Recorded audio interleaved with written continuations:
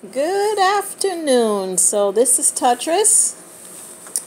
This is one of my masks that I made, and it has straps that fit behind the neck. And I understand there's some people, sometimes you get this mask and it doesn't quite fit the way you want it. Maybe it's too snug, or you decide you don't want the strap behind your head or behind your neck. What you can do, I'm going to show you a simple way to make this into ear loops. So you have your mask, you fold it in half, two sides together, bring them, make them even, and what you do is you lay out your elastic, and right where it folds, you're going to take your scissor and just put it in this loop and snip it. So now you have two pieces on the top, and now you're going to do the same thing on the bottom. Make this even. So you want to make sure you have an even amount to tie on each side.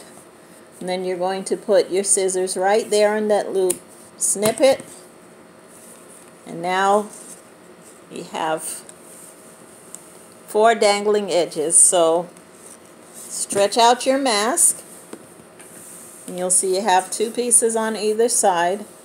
And now you just want to simply put these together and make a knot, just like that.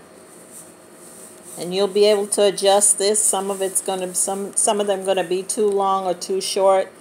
Well, not too short, but if you move the knot farther out, this will just bring it to your ear. So you've created the ear loop right here. And of course, you'll move the knot out to where you need it to be to fit at your ear.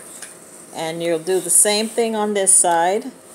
Just hold it together. And it's just a simple knot. You're just going to hold the ends together, wrap it around your finger, and then put the 2 ends through that loop that you made.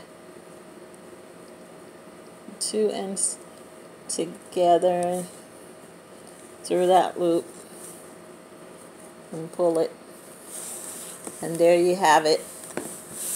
Now your mask no longer fits around your neck.